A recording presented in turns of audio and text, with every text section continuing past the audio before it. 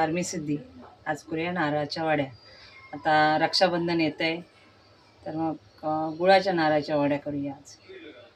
त्याच्यासाठी लागणारं साहित्य: 1 मोठी वाटी गूळ, 3 वाटी नारळ. मी 2 नारळ फोडले, त्याच्यात 3 वाट्या मी घेतले. बदामाचे काप वरून टाकण्यासाठी आणि वेलची पावडर, 1 चिमूट फक्त मीठ टाकण्यासाठी. बरोबर. चला, आपण आता हे नारळ वेळेवर खोवून घेऊया.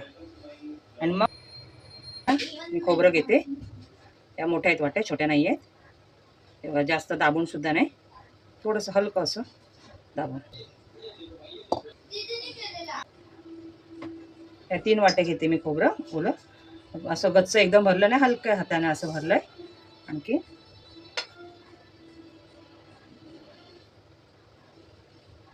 बघूया किती खोबरं होतं ते. या 2 वाट्या झाल्या. 2.5 वाट्या खोबरं झालं घेतलंय मी. 2.5 वाटी, ह्या वाटीने 2.5 वाटी खोबरं आणि 1 मोठी वाटी गूळ. 1 वाटी गुळाचं प्रमाण बरोबर आहे, तरच ते मिळून येईल. आणि जास्त गोड सुद्धा होणार नाही, बरोबर आपल्याला हवे तेवढ्याच गोड होती म्हणून. चला आता करायला घेऊया.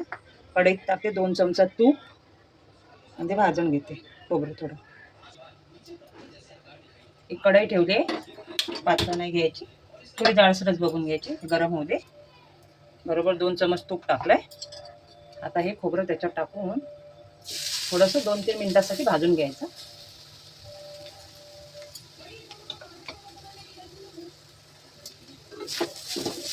मीडियम गॅसवर, गॅस फास्ट नाही, थोडासा मीडियम ठेवायचा.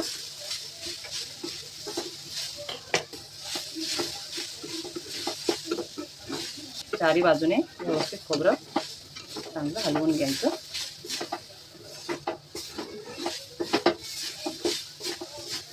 अडीच वाटीसाठी 1 वाटी प्रमाण बरोबर आहे. 1 फुल वाटी टाकली आहे मी. कमी गूळ झाला तर मग त्याला व्यवस्थित चिकटपणा येणार नाही म्हणून. थोडा वास चांगला यायला लागला. आता आपण हे मिश्रण काढून घेऊया. गूळ वितळून घेऊया, फक्त वितळवायचं. खोबरं मी एका प्लेटमध्ये काढून घेते. 1 चमचच पाणी टाकलंय फक्त. आणि आता गूळ टाकून घेते. फक्त आपल्याला गूळ वितळवायचा आहे, पाक करायचा नाही आहे. फक्त वितळून घेऊया. त्याला सारखा फिरवत राहायचा.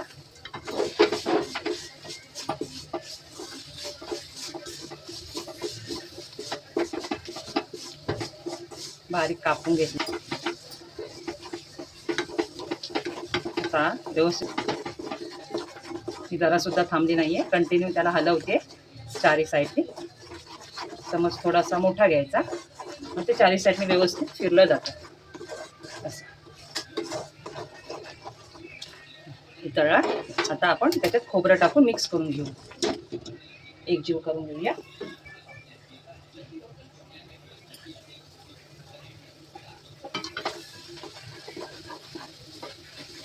या प्रोसेसला जरा सुद्धा थांबायचं नाही, कंटिन्यू हलवत राहायचं.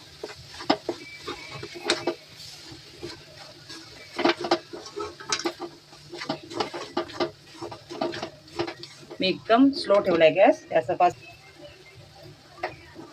चांगलं ढवळून घेते. जर असं मीठ टाकलं की छान वाटतो ना गोड पदार्थ, त्याला अजून चांगली छान चव येते छानपैकी. म्हणून थोडंसं 1 चिमूटच मीठ टाकलंय मी. तुम्हाला पाहिजे तर टाका, नाही तर नाही टाकलं तरी चालेल. प्रत्येकाच्या आवडीनुसार असतं ते. मीडियम, एकदम मीडियम गॅस ठेवलाय आणि हलवते.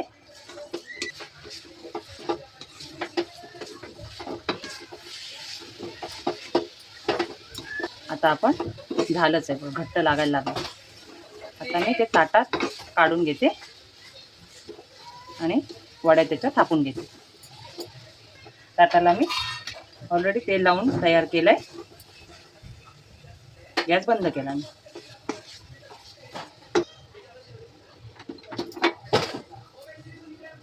आता ते काढून घेऊया मिश्रण.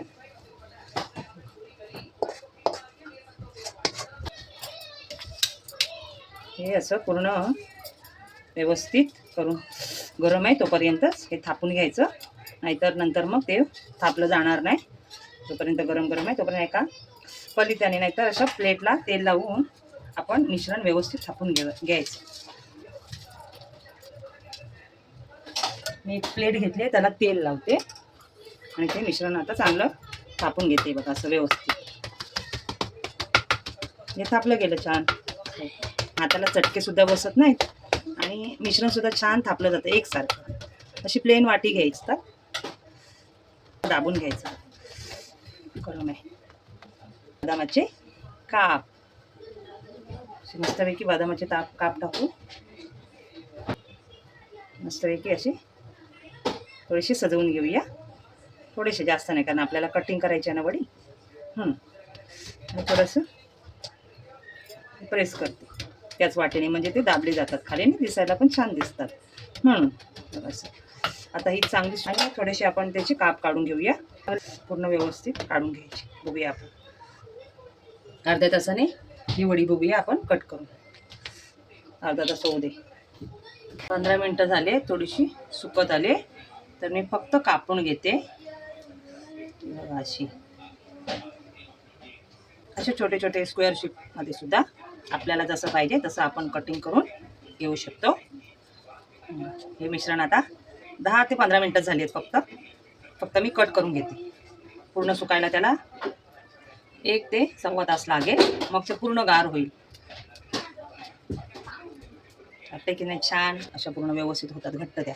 ते मस्त कडक झाले. मी मगाशीच कट करून दाखवलं होतं. घट्ट झाले मस्त.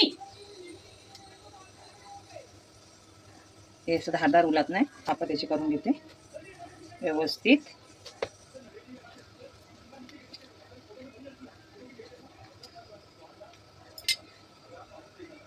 झालं तयार खोबऱ्याच्या वड्या. ह्या वड्या करायला मला अर्धा तास लागला बरोबर.